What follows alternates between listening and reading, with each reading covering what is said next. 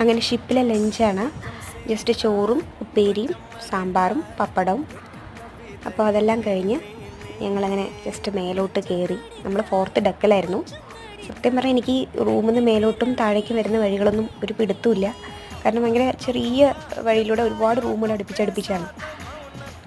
ശരിക്കും പറഞ്ഞാൽ ട്രെയിനിൻ്റെ ഒരു കമ്പാർട്ട്മെൻറ്റ് പോലെയൊക്കെ എനിക്ക് ഒരു കമ്പയർ ചെയ്യാൻ തോന്നി, കോച്ച് പോലെ. അപ്പോൾ ഞങ്ങളിങ്ങനെ മേലിൽ നിന്ന് ഓരോ വ്യൂ കാണാണ്. കുട്ടികളുള്ളവർ പ്രത്യേകം ശ്രദ്ധിക്കണം, കാരണം അതിൻ്റെ ആ ഒരു നമുക്ക് പിടിക്കാനുള്ള ആ റീൽസിൽ അതിൻ്റെയൊക്കെ വിട്ട് വളരെ കൂടുതലാണ്, ഗ്യാപ്പ്. ചെറിയൊരു നമ്മൾ ബോട്ടിലൊക്കെ പോകുന്ന അതേ ഫീൽ തന്നെയാണ്. ജസ്റ്റ് ഒരു ഷേക്കിംഗ് ഒക്കെ ഉണ്ട്.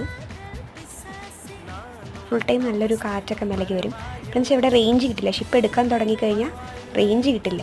അതുകൊണ്ട് മാക്സിമം ടൈം നമുക്ക് ചുറ്റും ഭംഗി ആസ്വദിക്കാം.